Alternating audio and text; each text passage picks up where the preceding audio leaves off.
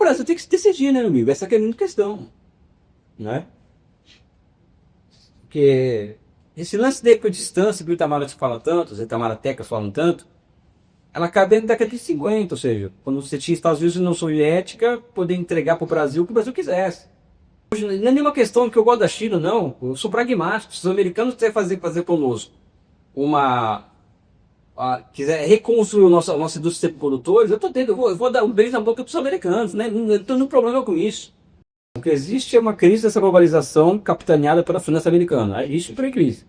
Foi uma globalização baseada em certas regras, em instituições, e essas regras e instituições se tornaram impraticáveis para a manutenção da hegemonia americana.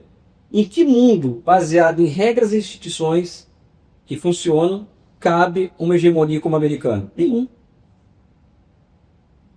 Ou seja, então a governança americana depende cada vez mais do quê? Do caos. Então, o que nós estamos vendo hoje é o que é caos. O mundo vive uma crise de pensamento, o mundo ocidental vive uma crise de pensamento muito grande, uma crise subjetiva muito grande no Ocidente. No Brasil, essa crise é maior ainda. E no caso, sou brasileiro. Brasileiro de classe trabalhadora. Não sou branco, não sou homem, não sou, sabe, não me vejo como nada disso, me vejo como a minha identidade é o Brasil. Brasil, eu sou global. Essa é a minha identidade. Não sou ocidental, não é também? Não me achar homem, não me achar branco. Eu não sou ocidental. Eu sou sul-global, sou brasileiro. Muito boa tarde a todos. Meu nome é João Lopes, sou assessor de projetos aqui do Sena e sejam muito bem-vindos a mais um Sena Entrevista. Hoje numa versão aqui um pouquinho mais rápida, mais pocket, né? Então, em primeiro lugar, eu gostaria de agradecer o pessoal aqui da Casa Rui, que gentilmente cedeu espaço para a gente realizar essa entrevista aqui hoje. Também convido todos a vir conhecer aqui a Casa Rui, é um casarão muito charmoso aqui em Botafogo. Aqui acontecem diversas atividades culturais, enfim, vale muito a pena a visita. Então, sem mais delongas, nosso convidado de hoje é alguém que a gente já queria trazer há muito tempo aqui no Sena, e hoje finalmente a gente conseguiu bater esse papo aí com ele hoje. Então, vamos lá. Elias Marco Calil Jabbour, mestre e doutor em Geografia Humana e Econômica pela Universidade de São Paulo, a USP, é professor associado da Faculdade de Ciências Econômicas da Universidade do Estado do Rio de Janeiro, a UERJ, da qual está licenciado hoje, porque ele ocupa o posto de presidente do Instituto Municipal de Urbanismo Pereira Passos, vinculado à Prefeitura do Rio de Janeiro. Entre 2023 e 2024, durante 1 ano e 7 meses, foi consultor sênior da presidência do novo Banco de Desenvolvimento, mais conhecido como Banco dos BRICS, ao lado da presidenta Dilma Rousseff. É um dos principais nomes na pesquisa da China contemporânea, autor de China, o Socialismo no Século XXI, um best-seller nacional, ao lado do italiano Alberto Gabrielli. A obra foi ganhadora do Special Book Award of China, em 2022, o maior prêmio literário concedido a autores estrangeiros na China. Seja muito bem-vindo, Elias Jabbour. Eu quero agradecer a honra de estar com você aqui. Então, vamos começar. Eu queria começar essa entrevista falando um pouquinho da sua trajetória intelectual. Você que é um cara que veio da área da geografia, ao longo dos anos acabou migrando para os estudos de economia política. E uma coisa muito interessante também que você já contou em outras entrevistas é justamente o seu objeto de estudo. Ao contrário do que o pessoal acha, na verdade não é a China. O seu objeto de estudo, você fala que você tem o socialismo e mais do que isso, a viabilidade empírica e científica do socialismo enquanto uma prática da realidade. Então, eu queria que você falasse um pouquinho para a gente como é que se deu essa sua trajetória de mudança da geografia para a economia política e como é que o estudo do socialismo te fez pensar sobre a China. Na verdade, não é uma mudança, né? A questão é que eu quando entrei na universidade, muito curioso, jovem, cabeça borbulhando e tal, né? Já entrei com o propósito de procurar entender o que aconteceu na União Soviética e no leste europeu. Tá? Eu já militava no Partido Comunista do Brasil, então eu já veio de uma militância anterior a entrar na universidade. E eu sempre fui uma pessoa, desde criança, muito ligado em ciência, muito ligado em entender o mundo, esse tipo de coisa, né? Então, eu já entro na universidade com esse propósito. Então, o que aconteceu com a União Soviética, o leste europeu? Por que falaram pra gente que o socialismo era melhor que o capitalismo, mas acabou, né? E desde então, eu elaborei uma pergunta que eu tento responder, que aliás já está respondida hoje, que hoje desenvolvo essa resposta, né? Há cerca de 30 anos, que é a seguinte: é possível lastrear cientificamente o socialismo? Porque o que eu sempre falo, uma coisa é nós pensarmos numa sociedade mais justa, mais fraterna, igualitária, um mundo de pantera cor-de-rosa, etc, etc, etc. Outra coisa é nós cientificizarmos sobre uma formação econômica e social que seja superior a que nós estamos aqui. Um outro nível de sociabilidade, um outro nível de relações de produção, etc, etc, etc. Então, desde então, essa foi a minha obsessão. É quase com hiperfoco, né, que eu tenho sobre essa questão do socialismo. A economia entra na minha vida muito por conta dessa busca. Por quê? Eu nunca me esqueço que teve um belo dia que do nada eu me perguntei assim, que foi aquela onda do DNA, que com o DNA acaba virando uma teste de DNA vira uma forma de você elucidar crime, descobrir uma série de coisas. Um dia eu me perguntei qual que é o DNA da sociedade, né? Uma pergunta de moleque, né? Peitônia, né? Mas é interessante, né? Aí o professor Milton Santos, ele foi meu primeiro orientador de iniciação, ele falou, olha, o DNA da sociedade está no processo de produção de mercadorias. Então você tem que entender como a sociedade ela se desenvolve, produz, reproduz. Essa sociedade vai ter que entender o processo de produção de mercadorias. E aí que eu começo essa história de começar a estudar economia, política, né? Uhum. Então evidente que eu começo a ler Marx, mas eu percebo que se eu não ler Adam Smith, não ler William Petit, não ler Ricardo, não vou entender o Marx. Então eu faço aquele caminho da economia política clássica, né? Que é o William Petit, Adam Smith e Ricardo. Marx, aí eu parei do Marx e fui nos clássicos do marxismo, né? Principalmente Lenin, né? Kautsky, etc. E Inácio Rangel, que é o brasileiro. E em seguida, nesse balo, são muitos anos, né? Eu vou entender essa questão dos neoclássicos, a economia monetarista, a escola austríaca. Então, de uma forma um tanto quanto autodidata, eu fui aprendendo, eu fui compreendendo todas as teorias econômicas possíveis e imagináveis que foram criadas até agora, né? O foco, evidentemente, no materialismo histórico, né? Então, não que eu tenha feito uma transição da geografia para a economia, até porque eu não enxergo como geógrafo e também eu não enxergo como um economista. Eu me enxergo como marxista, porque o marxismo, inclusive, é uma ciência muito maior que a geografia e que a economia. E a geografia e a economia, elas podem ter o mesmo objeto de estudo que o marxismo. Qual que é o objeto de estudo do marxismo? A relação entre dos seres humanos com a natureza. Isso desemboca no desenvolvimento das suas produtivas, né?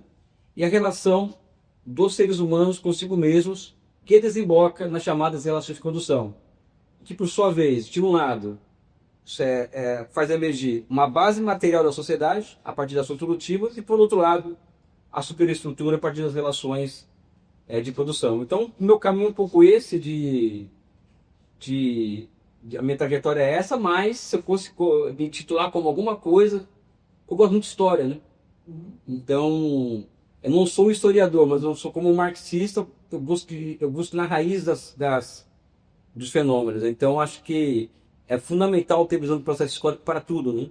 Esse é o Elias um pouco, né? Ah, maravilha. Eu gosto muito quando você fala que a história não é uma ciência exata, então, assim, tinha um ratinho de laboratório que a gente consegue botar na história ali para entender como é que os fenômenos se dão. Então, assim, a história, a gente tem que analisar o processo histórico para entender como é que as coisas estão. Você até falou do Inácio Rangel, tem até uma pergunta sobre isso aqui, que no seu livro você fala muito, um dos autores mais citados é o Inácio Rangel, né? Inclusive, da onde você deriva a ideia de nova economia do aproveitamento. E eu queria que você falasse para a gente, primeiro, em lugar, quem que é Inácio Rangel, até para o público aqui do Ceará conhecer também esse autor fascinante. E o que de repente, o Inácio Rangel te proporciona que outros autores brasileiros, por exemplo, não tenham conseguido te proporcionar, que te permitiu chegar, inclusive, nesse conceito de nova economia do projetamento, que eu acho que é um conceito central do seu livro. Não. A nova economia do projetamento, ela hoje, a minha principal construção teórica, né? E eu falo minha, eu falo em nome de outras pessoas também, mas veio assim um tique na minha cabeça sobre isso. Ao ler pela nona ou 10ª vez um livro chamado Elementos de Economia do Projetamento, que é um livro de 59, em que Rangel está observando União Soviética de um lado e eu observando Europa Ocidental do outro, ou seja, a reconstrução europeia, observando que dos dois lados do muro da cortina de ferro existiam similaridades. De um lado, a planificação soviética, que é parte do processo das inovações institucionais que emerge para a Revolução Russa, que é o estranhamento da planificação econômica como prática, como teoria quanto prática. E, por outro lado, no capitalismo, né? É o que o Rangel chama de as duas formas de você enfrentar o ciclo econômico, né? Que é o princípio da demanda efetiva keynesiano, né? Que é a partir da intervenção direta do Estado, essa intervenção leva a partir de mecanismos de socialização do investimento, cria esse mecanismo para a manutenção de uma demanda aquecida, evitando crises cíclicas, etc. E ambas as economias elas são amplamente baseadas em projetos. Então, para o Rangel, por exemplo, fazer projetos passou a ser algo passivo de se transformar em ciência. Então, esse livro ele transforma a elaboração de projetos em ciência. Mas ali, nesse livro ele é muito mais radical do que isso, porque é o que ali? Eu acredito que esse livro seja uma teoria microeconômica da superação da microeconomia, ou seja, é um livro de microeconomia, tá? Só que orientado ao quê? A demonstração de que a microeconomia ou a economia da firma, a contabilidade da firma, tem que estar a serviço da sociedade, ou seja, da contabilidade social. Então, numa sociedade de projetamento, no caso, que o projeto é uma coisa muito não fim em si mesmo. Existe a superação da dicotomia entre macro e microeconomia. Por quê? Porque o engenheiro de projeto, o economista que envolvido em projeto, eles têm que ter o olho nos interesses da sociedade, né? Tanto é que o princípio basilar do projetamento é o quê? É a busca da razão na relação entre custo-benefício. Então, razão é o quê? Razão é a razão que interessa a sociedade. E isso substitui o olhar do empresário que se observa a curto prazo. Então, o projetamento é uma espécie de sociedade que liberta os engenheiros e economistas desse curto prazismo empresarial. Posso soltar esse ponto depois. O Rangel, ele é um autor que, para mim, ele é muito desconhecido. Ele, apesar de ser um dos patronos da revista de economia política, ele é muito pouco lido. É um dos clássicos da economia brasileira. Somente o Furtado tem uma obra tão grande quanto a dele. E ele disputou com o Furtado a hegemonia no campo heterodoxo e perdeu. É um fato. Mas o que me atrai no Rangel, primeiro, é a radicalidade dele. Quando eu falo radicalidade, eu não falo dessa questão do cara ser muito radical, de a gente fala por aí, né? Eloquentes, falar em chavões. Não, o Rangel, ele era radical porque ele tinha uma profunda visão de processo histórico, né? Ele começa com Marx a filosofia, né? Que o pai dele era juiz de direito, então ele já tinha aula de filosofia de direito com 12 anos de idade. Vocês têm uma ideia como que... E ele transforma, e o mais interessante para mim é que ele transforma o marxismo em algo profundamente brasileiro. Então se percebe a brasilidade muito clara na forma como o Rangel desenvolve o marxismo, e mais, é o marxismo dele, né? Evidente que as duas grandes influências intelectuais do Rangel, eu falo três, né? Que é o Aristóteles, mas principalmente Marx e Lenin. Só que ele pega esse negócio aqui e transforma numa coisa muito particular dele. E eu também tenho um pouco essa característica, eu sou um cara muito pouco afeito a dogma, muito pouco afeito a discurso pronto, muito pouco afeito a, sabe? Então cada vez mais eu tento buscar construir marxismo da forma que eu vejo, né? Falam que é marxismo freestyle, eu não sei, né? Mas eu acho que eu tento buscar, aliás, a minha produção científica é um pouco isso, né? Uma forma particular de observar o marxismo, a dinâmica social, a dinâmica do desenvolvimento, o papel das nações, ou a riqueza das nações, como Daria Smith, e por aí vai, né? Maravilha. Vamos mudar agora um pouquinho de assunto, para falar sobre o seu papel lá no banco. Eu sei que você não pode entrar nos detalhes até por questão de compliance, né? E da sua transição até você chegar no IPP. Então, vamos começar primeiro falando do banco. Você teve essa passagem de 1 ano e 7 meses pelo Banco de Desenvolvimento, Banco dos BRICS, como eu falei, né? É uma instituição que até então ainda é pouco conhecida aqui no Brasil. E eu queria que você falasse para a gente um pouquinho, primeiro, o que é o Banco dos BRICS, né? Até para o pessoal saber. E o que a sua experiência de 1 ano e 7 meses lá te revelou sobre o papel do Brasil no cenário internacional? E mais do que isso, o papel do Brasil nessa nova ordem, vamos dizer, contra-hegemônica que o BRICS representa, por exemplo.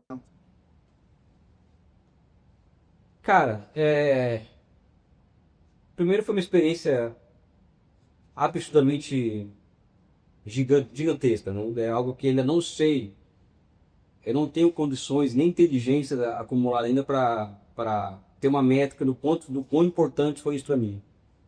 Porque no Banco Multilateral, por exemplo, você tenta, na posição que eu estava, de ser e conselheiro, entre aspas, da presidenta Dilma, você está tratando o dia inteiro com presidente de países, você está tratando o dia inteiro com o ministro de Finanças. É, é um banco que ele tem uma orientação muito clara, quer se tornar no futuro, ainda não é, por uma razão óbvia, ele opera do sistema dólar, de se transformar no braço financeiro do sul global. Então, essa é a potencialidade do limite do banco. Então, não são todos os países do sul global que podem acessar o banco, porque o banco opera no regime do dólar.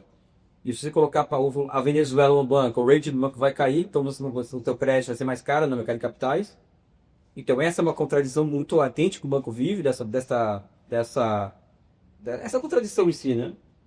É, Agora, cara, é aquela coisa do seguinte, eu já tenho uma cultura política, o Igor também é a mesma coisa, que a gente não tem muito espaço na nossa militância para ilusão, para um mundo de fantasia, para falta, para ficar vagando muito no mundo de ideia, recheado de idealismo filosófico, aquela coisa que o Marx falava que o La Salle era o Messias da classe trabalhadora.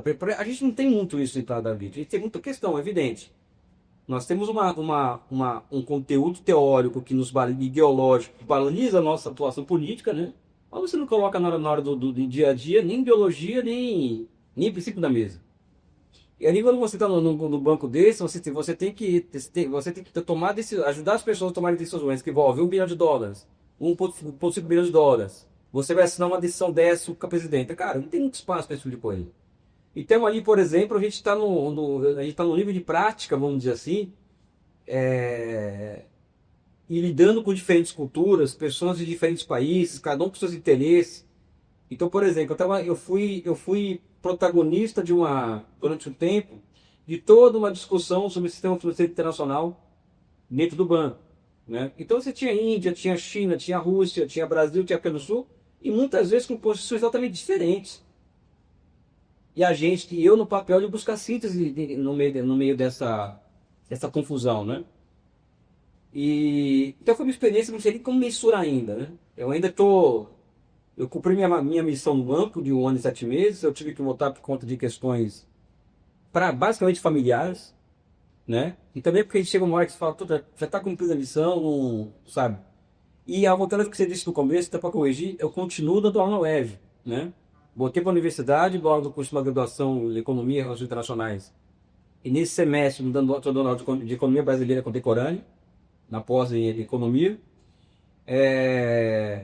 E que estou também me esperando a passo. Por exemplo, que eu tinha que sair do banco em maio de 2024. Foi quando eu informei a presidenta Dilma de que eu ia embora antes do final do contrato, que era maio desse ano agora, 2025. Então, eu ainda até dezembro, eu estava preparado para voltar de um banco multilateral, terno e gravata, falando inglês exclusivo, para voltar para a sala de aula, para dar aula para o pessoal do subúrbio que vai fazer economia na UERJ. Esse estava preparado para isso. Aí apareceu, falando que no final de dezembro, essa possibilidade de presidir o Instituto de Pesquisa aqui no Rio, que é o Instituto Municipal de Urbanismo de Beira da Paz. Acabou acontecendo, para mim ter sido uma honra muito grande, que também é outro campo de aprendizado, porque eu saio do banco multilateral e vou para o Instituto de Pesquisa. Eu deixo de trabalhar com a presidenta de Rousseff e trabalhar com o Eduardo Paes, ou seja, então isso traz um caldo de cultura política, de prática política, e mesmo de teste de convicções, né? Que aliás eu tenho cada vez mais convicto das coisas que eu penso, né? Muito grande, né? O Brasil, cara, a impressão que eu tenho é o seguinte: o mundo inteiro sabe o nosso real tamanho. E você não tem um policy maker que eu tenha conhecido de qualquer país do mundo, seja da Rússia, da China, da Índia, quanto dos Estados Unidos, da Alemanha. E olha que nessa minha experiência no banco eu conheci gente do mundo inteiro. E gente muito potente. Desde presidente de país até dono de banco, enfim. Todos eles têm uma clareza muito grande do tamanho do Brasil. Né? Agora, nós temos travas aqui no Brasil, e aqui é algo que estava discutindo aqui antes, né? Que é uma trava claramente ideológica, ou seja, no Brasil tem problemas subjetivos muito graves. Ou seja, a nossa classe média, ou uma classe que deveria ser esclarecida do ponto de vista de como as coisas funcionam, ela não é brasileira, né? Você não pensa como brasileiro, né? E nós temos um aparelho de Estado em que grande parte do serviço público não bota fé no Brasil, não tem espírito de serviço público, né? Sabe, dá para cumprir tabela o que é para ganhar seu dinheiro, e tá certo, em ganhar dinheiro, né? Mas acabou as coisas do espírito do servidor público, lavartista, americanófila, né? Nós temos uma academia do Brasil, uma universidade que segue o mesmo ritmo, ou seja, nós vivemos uma decadência. O Brasil aqui, para elaborar melhor essa resposta, né? O mundo vive uma crise de pensamento, o mundo ocidental vive uma crise de pensamento muito grande, uma crise subjetiva muito grande no Ocidente. No Brasil, essa crise é maior ainda. No Brasil, né? Até inclusive o marxismo aqui no Brasil, ele é um marxismo de péssima qualidade, porque ele é europeu, né? A gente costuma falar que o Lenin livrou o marxismo da Europa, né? E o nosso marxismo é cada vez mais europeu, né? Então nossa situação é muito grave, na minha opinião. Muito grave. Assim, não estou sendo trágico nem nada, mas a minha percepção é um pouco essa, né? Uma crise de subjetividade muito grande que nos leva a perder fé no futuro do Brasil, né? No meu caso, nem de vocês, mas essa é a realidade. Eu acho que a gente vai chegar por aí, tem até algumas perguntas aqui pra frente. Eu acho que eu iria até mais, além de uma crise de subjetividade, uma crise de pensamento estratégico, como a gente estava falando aqui antes, né? Então, só para retomar, você sai do banco dos BRICS para trabalhar com o Eduardo Paes, dele lá no IPP. O Instituto Pereira Passos, historicamente, tem um papel de produção de relatórios, levantamento de dados, elaboração de políticas públicas, e você já vem dizendo já há um tempo que a sua missão no IPP é transformar ele justamente numa espécie de think tank voltado para pensar o desenvolvimento do Rio de Janeiro, né? Outra questão também, como eu falei, que eu acho que aproxima muito o pensamento do Sena enquanto instituição no seu, é justamente esse diagnóstico de uma certa crise do pensamento estratégico brasileiro, né? Que passa por uma série de camadas, passando muito pelas questões, pelas categorias de totalidade que você fala, nação, nacionalismo, desenvolvimento, e uma visão de como que o Estado, com as suas ferramentas, pode trazer condições de melhorias materiais para a sociedade, né? Então, eu queria saber primeiro de você, o que te motivou a aceitar esse convite para ser presidente do IPP, né? E se você acredita que pensar em cidades, principalmente no Rio de Janeiro, né, sob esse prisma do planejamento estratégico, se é um ponto crucial para a gente reconstruir um pensamento nacional, um projeto nacional de desenvolvimento. Eu acho que nós estamos pensando em construir projeto nacional de desenvolvimento em qualquer lugar que estiver.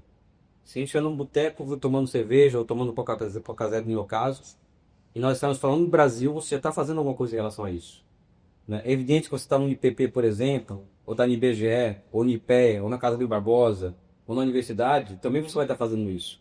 Então, o que me animou em ir para o IPP, é evidente, o prefeito te dá carta branca para pensar fora da caixinha, né? Depois o prefeito fala, olha, o IPP não é só urbanismo, é economia também, né? Porque o prefeito claramente percebe que existe um problema sério no Rio de Janeiro, de dinâmica de acumulação, e que o futuro do Rio de Janeiro passa pela superação dessa dinâmica de acumulação. Baseada na renda da terra, como eu sempre digo, para uma dinâmica baseada na produção de mercadorias. O prefeito tem clareza disso, né? Mas é um problema muito mais político do que de dinâmica por si mesmo, né? Então, o que me motiva é a possibilidade de continuar exercitando o que eu penso, e com uma intervenção política muito maior do que como professor universitário. Porque, mal ou bem, eu estou com. Tenho canal direto com o prefeito, tenho canal com várias autoridades, tenho canal direto com professores. O IPP me entrega essa possibilidade. E também me seduziu, o quê? Seduziu a possibilidade de transformar o IPP em think tank a lá o que eu vi na Ásia, ou seja, na China, por exemplo, os IPPs da China, Xangai, Shenzhen, Wuhan, Pequim, eles são institutos de urbanismo para ir em desenvolvimento econômico. Por quê? Porque na periferia do capitalismo, urbanismo e desenvolvimento econômico são quase que uma totalidade, né? Quase que a mesma coisa. É diferente da Europa, dos Estados Unidos, em que as cidades elas surgem e a questão do desenvolvimento, elas acabam se crescendo.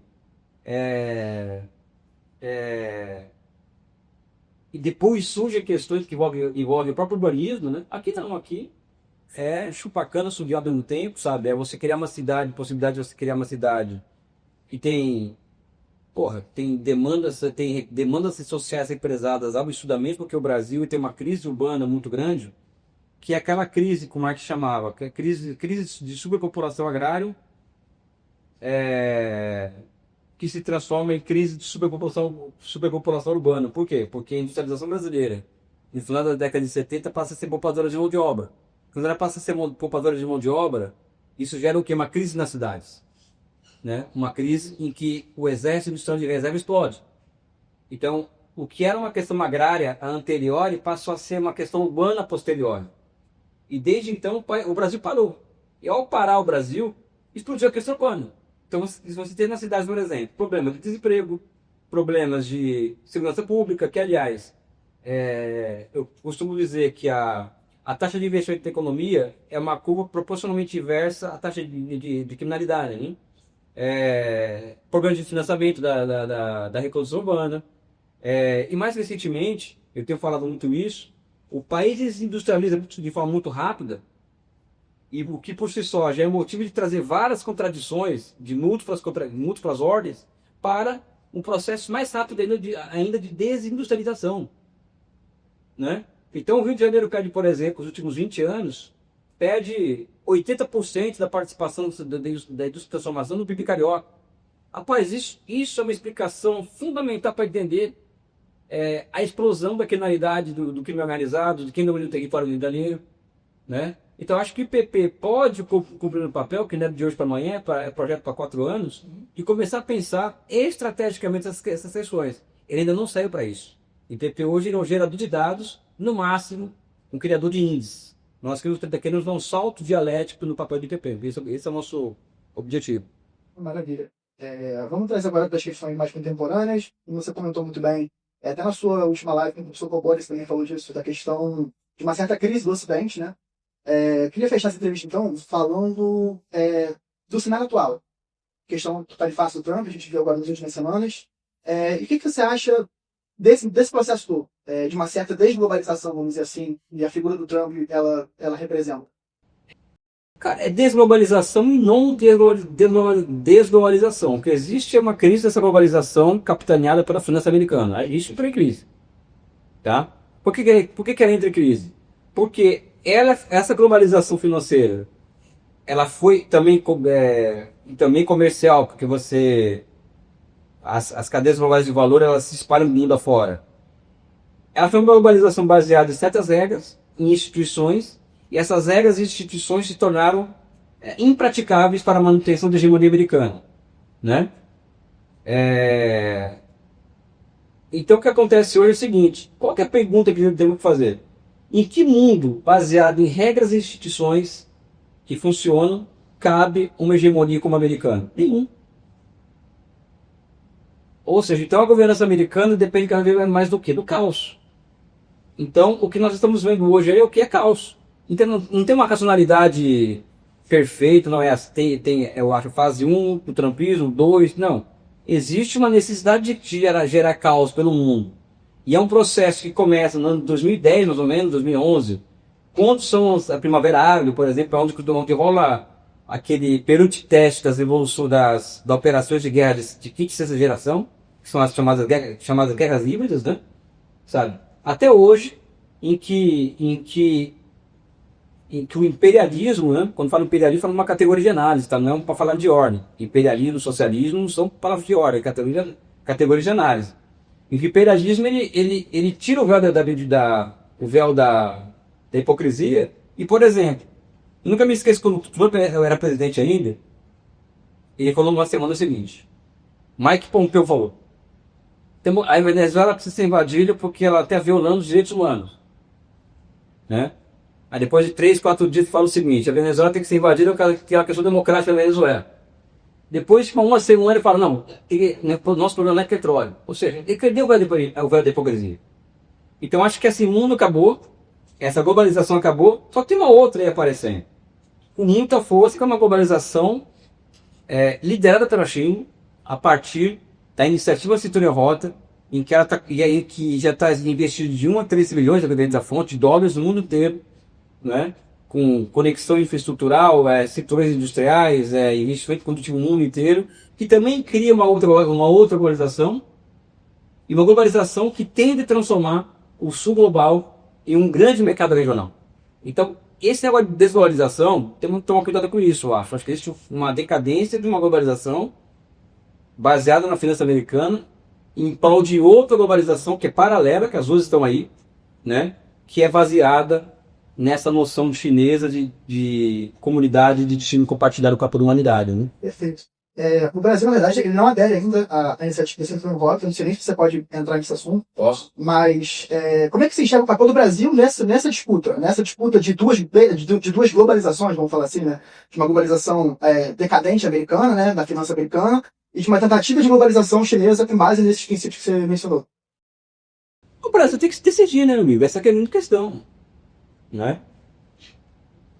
Porque esse lance de equidistância que o Itamaraty fala tanto, os Itamaractecas falam tanto, ela acaba na década de 50, ou seja, quando você tinha Estados Unidos e União Soviética, poder entregar para o Brasil o que o Brasil quisesse. Ou então a Alemanha nazista, Estados Unidos, que podia ter, disputando o que entregasse assim. Hoje não tem mais isso. Hoje não é nenhuma questão que eu gosto da China, não. Eu sou pragmático. Se os americanos quiserem fazer conosco quiser reconstruir a nossa indústria de produtores, eu tô tendo, eu vou dar um beijo na boca para os americanos, né? Não estou nenhum problema com isso. Porque o que envolve, para mim, chama-se interesse nacional. Só que os americanos, os europeus, não tem nada a nos entregar. A não ser um acordo tipo... como chama aquele tratado do Pedro II, do Dom João VI? A abertura dos portos nas nações amigas, né? Ou seja, que é um pouco os tratados da União Europeia e Mercosul, que é uma tragédia para o Brasil. Pô, esse acordo, o Itamaraty está querendo correr com isso, está tão prestes nesse acordo. Quando, na verdade, isso tem um caminho hoje, que é observar as tendências que a China entrega para o nosso desenvolvimento e tratar com os chineses como adultos, não como crianças. Até hoje nós tratamos como criança. Tanto quando nós estamos com o Itamaraty, que ela dando nome aos bois, né? Itamaraty faz uma confusão entre comércio e investimento, então o Brasil não precisa fechar um acordo tão abrangente com a nova Rota da Seda, uma iniciativa de rota, porque o Brasil tem expresso comercial com a China. Por isso o papo do Ricardo, de batalha comparativo, né? E nem também, isso é aceitar compensar como criança, né? Sabe? E nem também acreditar que nós vamos ter dos chineses a mesma reciprocidade, porque vamos assinar um memorando de entendimento com sinergia entre o Brasil e China. Aí não tem condição, né? Porque chinês não é idiota, né? Fazem comércio há 360 anos, e eles sabem que o Brasil é um país contraditório. Eles sabem que o Brasil é um país confiável do ponto de vista político, porque ela então pode estar o Bolsonaro no governo, né? Então o Brasil, eu acho que a nossa relação com a China é um pouco expressão dessa crise de identidade, crise de subjetividade, uma intelectualidade de direita e de esquerda, não sei o que é pior, colonizado, entendeu? Sabe? Esse é o X da questão. Nós temos uma intelectualidade de esquerda, advoga do socialismo, e eles não querem nem observar o que um país que se diz socialista faz, que é a China. Já tem um apriorismo. Por quê? Porque a cosmovisão desse pessoal é a cosmovisão que acha que a China, os índios, os negros, são a mesma coisa. No Brasil também. Na cabeça dessa intelectualidade. Eles sofrem crise de esquerda, por exemplo, porque estão indo para a Europa, né? Porque na China não tem crise de esquerda, no Vietnã não tem crise de esquerda. Né? Ou seja, o grau de colonização cultural pela direita e esquerda brasileira é uma tragédia. Vergonha de ser brasileiro. Eu sou brasileiro. Eu não sou homem, não sou branco, eu sou brasileiro. Porque essa questão do nacionalismo que a gente está falando, não é porque eu acho bonito ser nacionalista, é porque é o espírito do tempo. Porque eu acredito particularmente que existe um momento da história em que o homem das cavernas, aquele homem bruto, que luta pelo dia a dia, veio de almoço para comer a janta, isso é aquela coisa do homem primitivo, tá aqui, e além do fundo está o novo homem do Che Guevara, ou seja, uma figura histórica surgiu de novas relações de produção, uma pessoa sem etnia nenhuma, uma pessoa com grau de responsabilidade. Só que a transição entre uma coisa e outra tem o quê? Você se enxerga como ser de uma comunidade. No caso, eu sou brasileiro. Brasileiro de classe trabalhadora. Não sou branco, não sou homem, não sou, sabe, não me vejo como nada disso, me vejo como a minha identidade é o Brasil. Brasil, eu sou global. Essa é a minha identidade. Não sou ocidental, não é também? Não me achar homem, não me achar branco, eu não sou ocidental. Eu sou global, eu sou brasileiro. E o fato de eu ser brasileiro é o que mais para terminar, é o que mais me aproxima com o marxismo. Porque o marxismo ele é o hegelianismo de esquerda, né? Porque o hegelianismo de direita são os projetos nacionais alemães, alemão e francês, né? Enquanto que o marxismo surge como uma teoria universalista, né? O internacionalismo, aquela coisa toda, né? Só que o meu internacionalismo, ele só é consequente, eu só sou solidário à Palestina, aos povos da África, aos povos em luta, em qualquer lugar do mundo, se eu amar profundamente o meu país. Cara. Se eu não amar meu país, vou amar quem? Como que você é solidário às crianças de Gaza, se não for solidário às crianças do Nordeste do Brasil, às crianças que moram nas favelas do Rio? Isso é fake, isso aí. Isso é pequeno burguês, sabe? Enfim, quero muito agradecer aí a chance de estar falando com vocês desses assuntos, né? Agradece. Eu não sei se ajudei alguma coisa, né? Mas o importante é... Agradece imensamente sua entrevista aqui. Eu percebo, como a gente falou, já é um cara que esteve há muito tempo aqui no Cena, até por compartilhar uma série de valores, uma série de questões por cento. Agradeço aqui o pessoal da Casa Bui também que cedeu espaço pra gente. E vamos aí deixar essa porta aberta para as próximas. Obrigado, pessoal. Pelas fotos da stage, mas entrega aí depois. O presentinho que a gente fez com você aí, espero que você goste. Grande destino. Parece que a etiqueta tem que abrir, né, na hora. Né? Tá embrulhado, né? Chorar. Olha isso, cara.